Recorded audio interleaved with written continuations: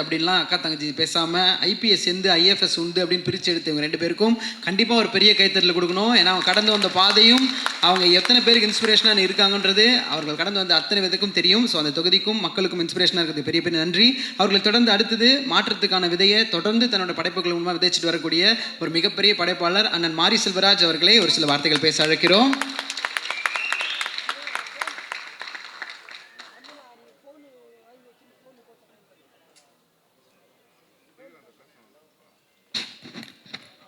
எல்லாருக்கும் வணக்கம்.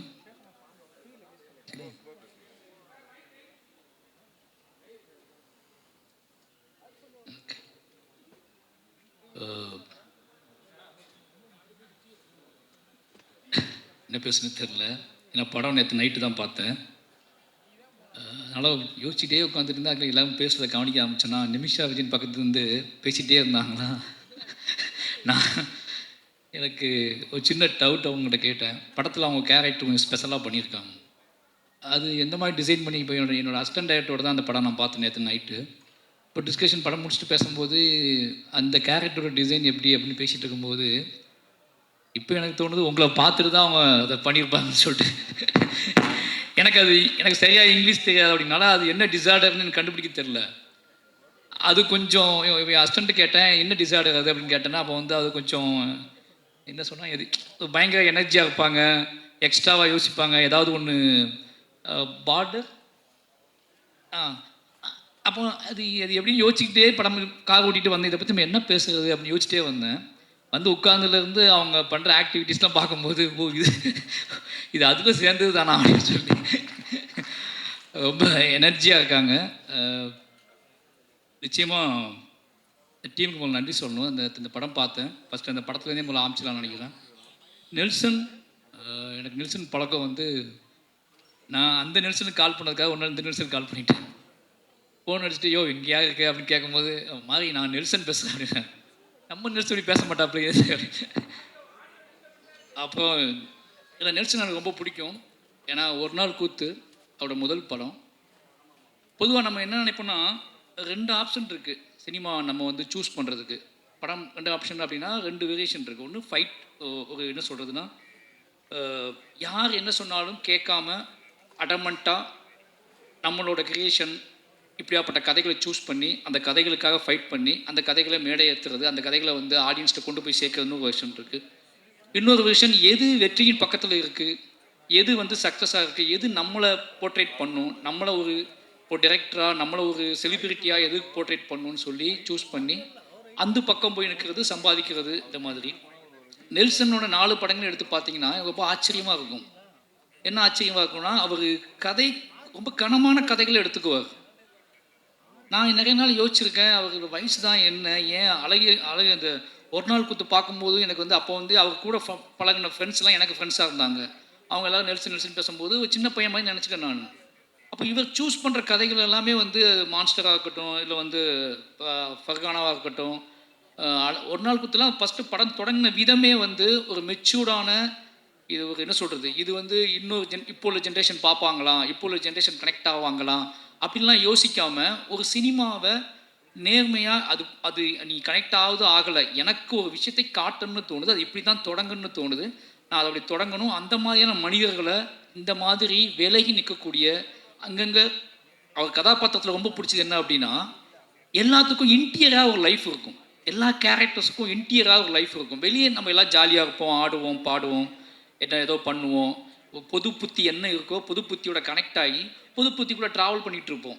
பட் இன்டீரியராக இருக்கிறத நம்ம வந்து பெருசாக எஸ்டாப்ளிஷ் பண்ண மாட்டோம். அது நமக்கு பிடித்தமான மனிதர்கள்ட்ட கேர்ள் ஃப்ரெண்டுகிட்டையோ இல்லை அவங்ககிட்ட கூட நம்ம மறைக்க ட்ரை பண்ணுவோம். அவருடைய 4 படத்துலையும் பார்த்தீங்கன்னா அந்த கேரக்டர்ஸ், அவரோட கேரக்டர்ஸ் இன்டீரியரான அவன் மனசுக்குள்ளே இருக்கக்கூடிய அந்த மனசுக்குள்ளே கேட்டுக்கிட்டே இருக்கக்கூடிய ஒரு பாட்டுக்கு அவங்க ஆடியிருப்பாங்க, மனசுக்குள்ளே கேட்டுக்கிட்டே இருக்கக்கூடிய ஒரு கேள்விக்கு அவங்க பதில் பேச ஆரம்பிச்சிருப்பாங்க, மனசுக்குள்ளே கேட்டுக்கிட்டே இருக்கக்கூடிய மனசுக்குள்ளே வந்து வரைஞ்சிக்கிட்டே இருக்கக்கூடிய ஓவியத்தை வெளியே காட்ட ட்ரை பண்ணுவாங்க. இப்படியாப்பட்ட கேரக்டர்ஸை அவர் க்ரியேட் பண்ணுறாரு. அது என்ன அப்படின்னா எங்கள் ஜென்ரேஷன் டைரக்டர்ஸ் தான் நெல்சன். எங்கள் ஜென்ரேஷனில் அவர் தனியாக இருக்கார். நான் நினைக்கிறது அப்படி தான் நினைக்கிறேன். அவர்கிட்ட வந்து ஒரு சோசியல் ரெஸ்பான்ஸ் இருக்குது, ஒரு சமூக பொறுப்பு இருக்குது. அதே நேரத்தில் அதை எல்லாத்துக்குள்ளேயும் நம்ம எல்லா தளத்திலையும் இயங்கக்கூடிய, அது ஐடியாக இருக்கட்டும், ஐடி பீப்புளாக இருக்கட்டும், அது எஃப்எம் மாதிரி ஒரு இதுவாக இருக்கட்டும், ஒரு வீட்டுக்குள்ளே அடங்கி கிடக்கிற பொண்ணாக இருக்கட்டும், அல்லது மான்ஸ்டர் மாதிரி அந்த எல்லாத்துக்கும் அப்படி தனித்த அங்கங்கே விடுபட்ட தென்படக்கூடிய டக்குன்னு தென்படாத கேரக்டர்ஸ்களோட உள்ளுக்குள்ள இருக்கிற வாழ்க்கையை படம் பிடிச்சி காட்டுறதுல அவருக்கு எங்கேயாவது ஒரு மேடை கிடைக்காதா? ஏன்னா அவர்கிட்ட பேசினது இல்லை. அவர் படம் பார்க்கும்போது எனக்கு தோணும், இந்த படம் வந்து அப்படியே ஒரு ஒரு ஆற்றுல இலையை தூக்கி போட்டால் அது பார்த்து ட்ராவலாகி மெதுவாக போயிட்டுருக்குல்ல, அந்த மாதிரி எந்த சலனமும் இல்லாமல், எந்த பெரிய ஆர்ப்பாட்டமும் இல்லாமல், நீங்கள் ஒரு நாவல் படிக்கிற மாதிரியான உணர்வுகளை தரக்கூடிய படங்களை எடுக்கக்கூடியவர் தான் நெல்சன். நீங்கள் மான்ஸ்டரில் பார்த்தீங்கன்னா எப்படியான காமெடி பண்ணலாம், ஆனால் அதுலேயும் சென்சிபிளான காமெடிஸ் தான் பண்ணியிருப்பார். அதை வச்சுக்கிட்டு கோக்கு மாக்கெல்லாம் பண்ணியிருக்க மாட்டார்.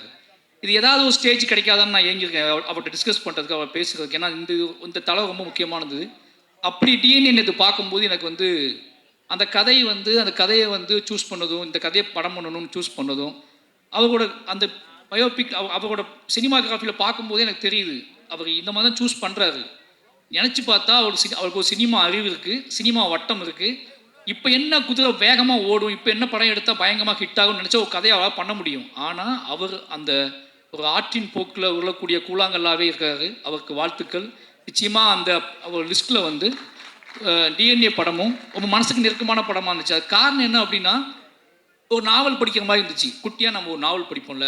என் ஹஸ்டண்ட்டை கேட்டேன், எப்படிடா கேட்டால் எல்லாருமே ஒரு நாவல் படித்து முடிச்சோன்னே அவங்கள்ட்ட கேட்டோம்னா அவங்க அந்த அந்த ரியாக்ஷன் தான் கொடுப்பாங்க, எந்த பக்கத்தை பற்றி பேசுகிறது அப்படின்னு சொல்லி.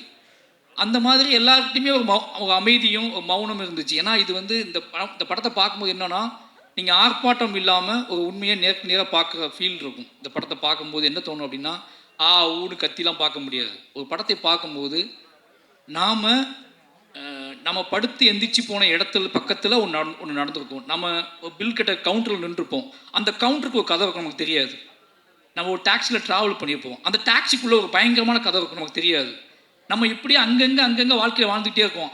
நம்ம நடந்து உட்காந்து தூங்கி சிரித்த அல்லது தவிச்ச அந்த இடத்துக்குள்ள ஒரு பயங்கரமான ஒரு கதை இருக்கணும், ஹியூமன் வேல்யூவோட ஒரு கதை இருக்கும். அந்த கதையை சொல்லக்கூடிய ஒரு படமாக தான் டிஎன்ஏ வந்திருக்கு. நாம் வந்து நம்பி போகக்கூடிய ஹாஸ்பிட்டல், நாம் நம்பி பேசக்கூடிய டாக்டர்ஸ், நாம் நம்பி விரும்பக்கூடிய நம்மளோட துணைகள், நம்மளோட உறவினர்கள், நம்மளோட காவல் அதிகாரிகள், இவங்க எல்லாத்துக்குள்ளேயும் கூடக்கூடிய கதையை வந்து அதை சென்டர் பாயிண்ட் பண்ணி அதுக்குள்ளே ஒரு வேல்யூஸை கிரியேட் பண்ணி இது நடந்தால் என்ன ஆகணும்னு இருக்குல்ல, இப்படியாப்பட்ட மனிதர்கள் வாழ்ந்துட்டு இருக்காங்க, இப்படியாப்பட்ட மனிதர்கள் இருக்காங்க, நம்ம எவ்வளோ ஹியூமனுக்கு வேல்யூ கொடுக்குறோமோ அதே மாதிரி ஹியூமன் வேல்யூவே இல்லாத ஹியூமன்ஸ் கிரியேட் பண்ணுறக்கூடிய அந்த நாசக்கார உலகம் இருக்குல்ல, அந்த நாசக்கார உலகத்துக்குள்ளே நம்ம எப்படி நாம் அது தெரியாமல் அதுக்குள்ளே எப்படி பின்னி பிணைஞ்சு கிடக்கும் அப்படிங்கிற வெளிச்சத்தை வந்து, அப்படிங்கிற ஒரு பயத்தையும் அப்படிங்கிற ஒரு கவனத்தையும் சொல்லக்கூடிய படமாக டிஎன்ஏ வந்திருக்கு. நிச்சயமாக இந்த படம் வந்து அதர்வா ப்ரோ கூட சொல்லி ஆகணும். அவருக்கு ஞாபகம்னு தெரில, பெரிய பெருமாள் கதை சொன்ன முதல் ஹீரோ அவர் தான். ஷாக்கா இருக்கா? அப்படிதான் இருக்கும். வந்து பரதேசி பார்த்து முடிச்சுட்டு பெரிய பெருமாள் கதை எழுதி முடித்த உடனே இந்த யார்கிட்ட போகலாம் ஹீரோ அப்படின்போது, நான் முரளி சாரோட பயங்கரமான ஃபேன். இதேமே பாட்டு பாடி நமக்காக அழுத ஒரு ஜீவன் அப்படின்னு சொல்லி, ஏன்னா ஒன் சைடு லவ் அதிகமாக பண்ண தலைவர், ஓகேங்களா? அது ஒன் சைடு லவ் அப்படிங்கிறது வந்து நம்ம நினைக்கிறோம், ஒன் சைடு லவ்னா சொல்லி அது ஏற்றுக்கொள்ளாத காதல் ஒன் சைடு லவ் கிடையாது. சொல்லவே எனக்கு நீ சொல்லணும் அவசியம் கிடையாது, எனக்கு ஒன்று பிடிக்கும் அப்படின்னு நமக்கு கெத்தை கொடுத்தது முரளி சார் தான்.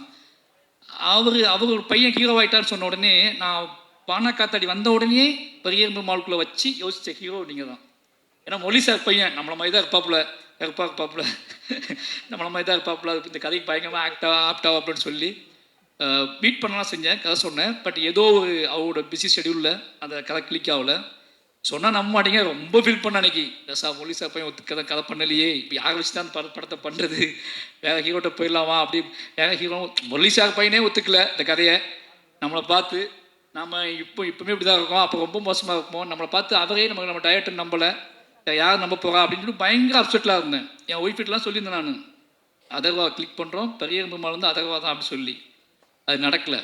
பட்டு எனக்கு தெரியும், ஒரு நாள் அவர்கிட்ட நான் ஞாபகப்படுத்தி சொல்லுவேன், இந்த பெரிய பெருமாள் உங்களுக்கு அதுக்கான சந்திப்பே நடக்கலை ரெண்டு பேர்த்துக்கும். ரொம்ப நாள் கழிச்சு இன்றைக்கி தான் நம்ம சந்திக்கணும்னு நினைக்கிறேன். அன்றைக்கு அப்புறம் எங்கேயாவது கிராஸ் பண்ணியிருப்போம். பட் ஆனால் பக்கத்தில் உட்காந்து எமோஷ்னலான ஒரு சந்திப்பு நடந்ததுன்னா இன்றைக்கி தான் நடந்திருக்கு. கிட்டத்தட்ட 7 வருஷம் ஆச்சு. அப்போவே இருந்து அவர் மேலே ஒரு பார்வை இருந்திருக்கு. அந்த பார்வையின் அடிப்படையில் நிச்சயமாக அவர் என்ன சொல்கிறதுனா, இன்னும் உயரம் போகக்கூடிய ஒரு நடிகர் தான். இன்னும் உயரம் போகக்கூடிய, நான் உயரமாக இருக்கனாலே கொஞ்சம் சுலவாக போகிறாங்க எனக்கு தெரில. இன்னும் உயரமாக போகக்கூடிய நடிகர் தான். அவளுக்கான கெப்பாசிட்டி வந்து உடம்பு ஆற்றல், அதுக்குள்ளே ஒரு வேகம் எல்லாமே இருக்குது. டிஎன்ஏ நிச்சயமாக அவருக்கு ஒரு முக்கியமான படமாக இருக்குன்னு நம்புகிறேன். வாழ்த்துக்கள் ப்ரோ.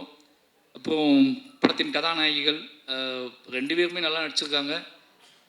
அவங்களுக்கும் வாழ்த்துக்கள். நிமிஷா அதான் சொல்லிட்டு அவங்கள பற்றி முதல்ல. ஏன்னா உண்மையாகவே உங்களுக்கு ஒரு ஃபேன் தமிழ்நாட்டில் இருக்காங்க. ஒரு ஹீரோயினுக்கு ஃபேன் உருவாகுறது வந்து இதெல்லாம் நினச்சிட்டு இருக்க மாதிரி கிடையாது. அவங்க கொடுக்குற சித்திரம் இருக்குல்ல, வீட்டுக்கு போனதுக்கப்புறமும் நமக்கு அந்த பொண்ணோட உருவம் வந்து அகம் சொல்கிறது நான், ஓகேங்களா?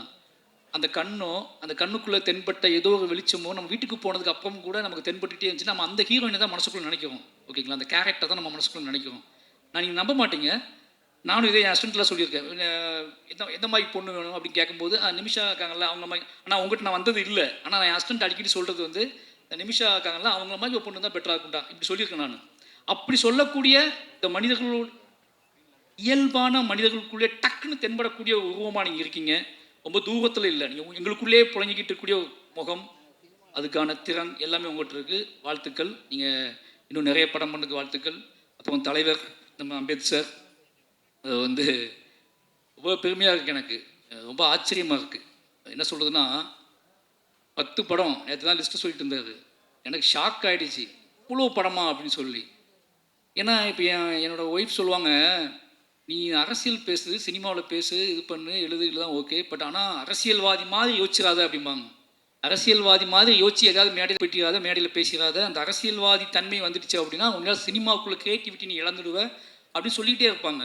உனக்குள்ளே இருக்கிற வாழ்க்கை, இந்த வாழ்க்கைக்குள்ள ஒரு அரசியல் இருக்குது. அந்த அரசியல் உன்னோட கலைத்தன்மையை, கலை ஒரு ஆங்காரம் இருக்குது, அந்த ஆங்காரத்துக்கு நீ வேலை செஞ்சுக்கிட்டு இருக்கு. ஆனால் அரசியல்வாதிக்கிட்ட அந்த ஆங்காரம் இருக்குமான்னு தெரியாது. ஏன்னா அது ஒரு மேடை, அது மக்களை, மெயின் ஸ்ட்ரீம் மக்களை நோக்கி கவரக்கூடிய, மெயின் ஸ்ட்ரீம் மக்களை கவரக்கூடிய மட்டும் கிடையாது, மெயின் ஸ்ட்ரீம் மக்களை தனக்கான ஆட்களாகவே மாற்றக்கூடிய அரசியல்வாதி பாயிண்ட் ஆஃப் வியூ. தனக்கான மக்களாக மாற்றக்கூடியது கிடையாது கலை. இந்த மக்களை சமூகத்துக்கான மக்களாக மாற்றக்கூடியது தான் கலை. அப்போ அரசியல்வாதியாக மாறினா சினிமா போயிடுங்கும்போது ஒரு அரசியல்வாதியாக வந்து 10 படம் பண்ணியிருக்காரு. இந்த 10 படமும் நல்ல நல்ல படங்கள் பண்ணியிருக்காரு. அவர் சொன்ன லிஸ்ட்டே நான் நேற்று தான் கேட்டேன். எனக்கு கழுவேத்தி முகம் உங்கள் படம்னு தெரியாது. எனக்கு அதுவே ஆச்சரியமாக இருந்துச்சு. அப்போ ஜிப்சி, மணங்கொத்தி பிறையெல்லாம் பண்ணியிருக்காரு. மணங்கொத்தி பிறை பண்ணியிருக்காரு, ஜிப்சி பண்ணியிருக்காரு, கழுவேத்தி முகன் பண்ணியிருக்காரு, டாடா பண்ணியிருக்காரு. இன்னைக்கு எல்லாருமே நல்ல டேரக்டராக இருக்காங்க.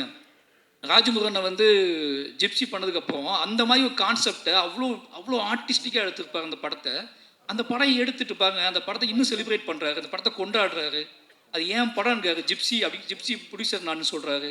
இந்த கெத்துலாம் இருக்குல்ல, இது ரொம்ப நல்ல விஷயம் சினிமாவுக்கு. ஒரு ப்ரொடியூசர் அரசியல் தன்மையோடும் இருந்து சினிமாவையும் புரிஞ்சுக்கிட்டு நம்மகிட்ட பேசும்போது நமக்கே ஆச்சரியமாக இருக்குது. இது அரசியலை ஒதுக்கிட்டு சினிமா பேசுன்னு சொல்லி பழகுறாங்கல்ல, அது ரொம்ப பயமாக இருக்குது. ஏன்னா அவங்க நல்லாவே தெரியும் சினிமாவில் முடிச்சுக்கப்ப எல்லாம் அரசியல் தான் போகிறாங்க. ஆனால் இப்போ தொடக்கத்தை நம்மகிட்ட என்ன சொல்லுவாங்கன்னா, அரசியல் மட்டும் வேணாம் தலைவா அப்படிங்க பேசும்போது எங்கள் ஆச்சரியமாக இருக்கும். அப்படி பேசின ஆட்கள் எல்லாருமே இன்றைக்கி அரசியல் தான் போகிறாங்க. அப்போ அரசியல் இல்லாமல் எங்கள் வாழ்க்கை இல்லைன்னு நமக்கு நல்லாவே தெரியும். அப்போது இந்த சினிமாக்குள்ளே பேசும்போது மட்டும் கொஞ்சம் அப்படியே இடனா இருந்து பேசுவாங்க. ஆனால் ஒரு எம்எல்ஏ மக்களோட புழஞ்சிக்கிட்டு இருக்க ஒருத்தர் கிட்டத்தட்ட 10 வருஷம் எம்எல்ஏ வானே, 10 வருஷம் எம்எல்ஏ துணிஞ்சு நம்புறாரு அடுத்த போய் எம்எல்ஏ தான்னு. அவர் வந்து படங்கள் எடுக்கிறாரு. இப்போ யோசிச்சு பார்க்கும்போது டிஎன்ஏ கதைவை நேற்றே என்கிட்ட சொல்லிட்டாரு, இந்த படம் நல்ல படம் தம்பி அப்படின்னாரு. நீ பார்த்துட்டு சொல்லு தம்பின்னு கூட அவர் சொல்ல என்கிட்ட. நீ பார்த்துட்டு தம்பி கூட சொல்ல, தம்பி நல்ல படம் நீ பார்த்துரு அப்படின்னாரு. அந்த தன் படத்தின் மீது ஒரு ஆங்காரமான நம்பிக்கையும் அதை பார்த்துரு என்ன அப்படி சொல்கிற இருக்குல்ல, அந்த கெத்து இருக்குல்ல, இந்த ஒன்று எடுத்துருக்கோம் அதை பார்த்துட்டு சொல்லேன் அப்படிலாம் சொல்ல அவர். நான் நல்ல படம் எடுத்திருக்கேன், அந்த படத்துக்கு மட்டும் இல்லை இன்னும் முடிவு பெறாத படத்துக்குலாம் அவர் சொல்கிறார். ஒய்ஃப்னு ஒரு படம் பண்ணியிருக்கேன் தம்பி, செம்ம படம், அவன் எழுதி வச்சுக்கோ, நல்ல பெரிய டேரக்டர் ஆமான்னு சொல்கிறாரு. அப்போ டாடா டேரக்டர் சொல்கிறாரு, அவன் எங்கேயோ போய் மாட்டிக்கிட்டான், நான் தான் டேரக்டர் ஆக்கினேன், அவனை கூப்பிட்டு அடுத்த படம் கொடுக்கணும் ரெடி பண்ணணும்னு சொல்லி எல்லாத்தையும் பற்றி பேசிக்கிட்டு ஆளாக இருக்க. அப்படி நம்மளையும் பிடிச்சதாப்புல, நீ எப்போ சொல்லு அப்படிங்காப்புல. நான் சொன்ன போச்சு உள்ளே வச்சு பூட்டிட்டாங்க. சாவி யார் வச்சுருக்கானே தெரில அப்படின்னு சொல்லிட்டேன். என்னோட சாவியை யார் வச்சுருக்கானே தெரில, உள்ளே வச்சு பூட்டிட்டாங்க, நான் உள்ளே இருந்தே படம் பண்ணிகிட்டு இருக்கேன் அப்படின்னு சொல்லிட்டேன். அதனால் ஒரு இந்த மாதிரி ப்ரொடியூசர்ஸ் கிடைக்கிறது பெரிய விஷயம். சூப்பர்ண்ணே, ரொம்ப நன்றி. ஏன்னா இந்த டீம் பார்த்தீங்கன்னா நம்ம எந்த ஃபங்க்ஷனுக்கு போனாலும் ஏதோ ஃபங்க்ஷனுக்கு போவோம், நம்ம படம் கிடையாது அப்படின்னு போவோம். அந்த ஃபங்க்ஷனுக்கு போய் உட்காந்துக்கப்புறம் தான் தெரியும், உட்காந்துக்கவங்க ஃபுல்லாக நமக்கு ரொம்ப நெருக்கமானவங்களாக இருப்பாங்க. அப்படி இந்த மேடையில் ஃபுல்லாக பாலாசக்திவேலன் இருக்காரு. ஆனால் செம அடிச்சிருக்கீங்க. அது என்னமோ தெரில, உங்களை பார்த்துட்டு தான் எல்லா கேரக்டருமே இப்போ பாலாசக்திவேலனை பார்த்துட்டு சில கேரக்டர்ஸ்லாம் உருவாக்குறாங்க. இந்த தோற்றத்தோட மனிதத்தன்மையோட ஒரு நேர்மை வேணும் அப்படின்னா அந்த நேர்மைக்கான தோற்றம் என்ன அப்படின்னா, அந்த நேர்மைக்கான தோற்றம் நெளிவு சுழிவோட குலைவாவே யாரை பார்த்தாலும் உடனே கட்டிப்பிடிக்கிற, உடனே தோல் மேலே கை போடுற ஒரு உருவம் வேணும் அப்படின்னா பாலாசக்திவேலன் கூப்பிடு அப்படிங்கிற இடத்துக்கு வந்துடுச்சு சினிமா. அப்போது சுப்பிரமணிய சிவான்னு எவ்வளோ கோவப்பட்டார் பார்த்தீங்களா, யாராவது மாறினீங்க கொன்றும் அப்படின்னு சொன்னார்ல. அப்படி தான் படத்தில் அவர் தொடங்குற பாயிண்ட்டு, அவர் தொடங்கின புள்ளி, கடைசி போய் படம் முடியும் போது அவர் இருந்த இடம் எல்லாமே மாசாக இருந்துச்சுன்னு வாழ்த்துக்கள். இப்போ சேத்தன் சார், நிறைய பேர் இங்கே எல்லாருமே எனக்கு அப்போட இவர் அதிஷாவை பற்றி சொல்லி ஆகணும். அது ரொம்ப சந்தோஷம் எனக்கு. ஏன்னா இந்த மாதிரி ரைட்டர்ஸ் வரும்போது என்ன நடக்கும்னா எனக்கு ரொம்ப நம்பிக்கை இருக்குது. நம்ம படத்தை கேள்வி கேட்டு நிறைய படங்களை கேள்வி கேட்டு நிறைய படங்களை நிறைய படங்களை ஒன்று எதிர்பார்ப்பாங்க. அவங்க ரைட்டர்ஸாக மாறும்போது நாம மற்ற படங்கள்கிட்ட என்ன எதிர்பார்த்தோம், அப்போ நம்ம படங்களுக்குள்ளே என்ன கொடுக்கணும் அப்படிங்கிறத முடிவு பண்ணி வேலை செய்யக்கூடிய எழுத்தாளர்கள் உள்ளே வந்தால் சினிமா நல்லாயிருக்கும். அப்படியே அதிஷா நிறைய படங்களை விமர்சிச்சிருக்காருன்னு நினைக்கிறேன். நிறைய படங்கள் என்ன படம் எடுக்கிறீங்க அப்படிலாம் பேசியிருக்காரு. ஓகேங்களா, நிறைய படங்களை கலாய்ச்சி விட்ருக்காப்புல. இன்றைக்கி அவர் படம் எடுக்க வந்திருக்காருன்னா அந்த எல்லாமே மனசுக்குள்ள ஓடும்.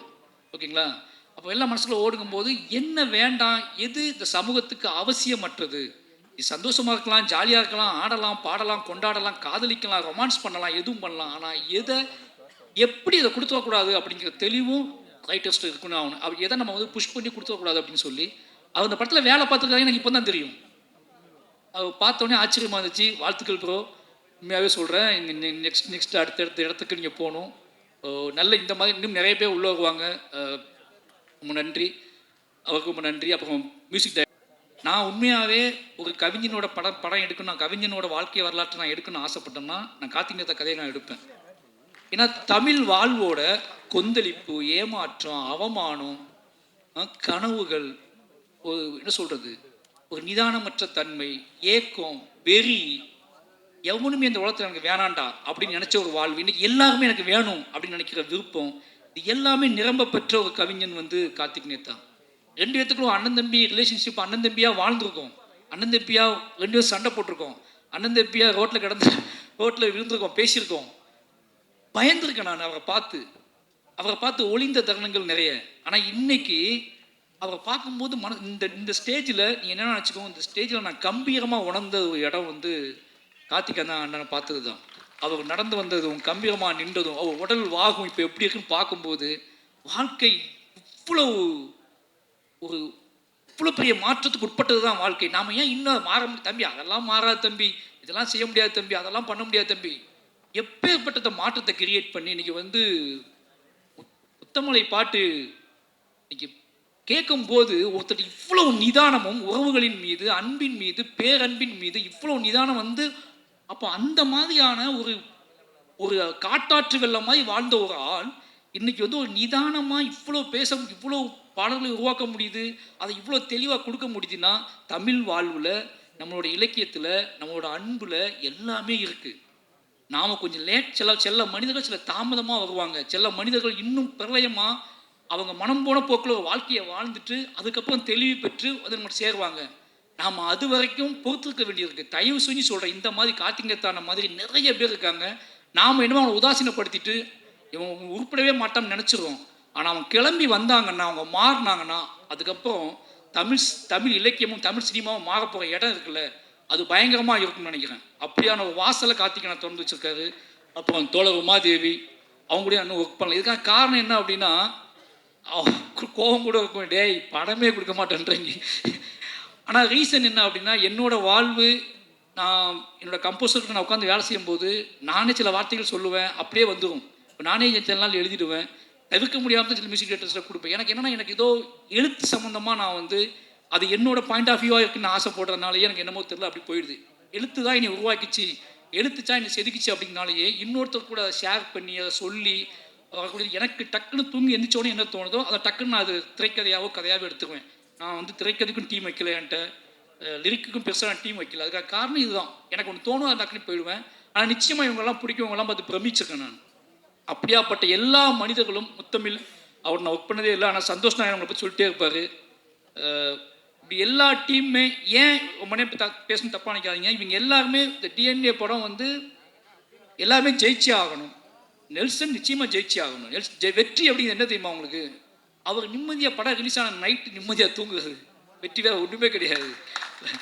நைட்டு நிம்மதியாக போய் குழந்தைக்கு முத்தம் கொடுத்து ஒய்ஃபோட டின்னர் சாப்பிட்டு நைட்டு நிம்மதியாக தூங்கி காலை எந்திரிச்சு மறுபடியும் ஃபஸ்ட் ஷோ போகிறதுக்கு இல்லை, அந்த முதல் நைட்டு சந்திக்கிறதுக்கு இல்லை, படம் ரிலீஸ் ஆன நைட்டு அன்னைக்கு நண்பர்களை பிரியமானவர்களை எல்லாம் சந்தித்து உரையாடி கொண்டாட்டமாக நம்ம வாழ்க்கை நாம் ஒன்று செஞ்சோம், அது சரியாக இருந்துச்சுன்னு நம்பி ஒருத்தன் தூங்குறது இருக்குல்ல, அது ரொம்ப முக்கியமானது. அப்படியாப்பட்ட பெரிய வெற்றி நெல்சனுக்கு வாய்க்கட்டும்.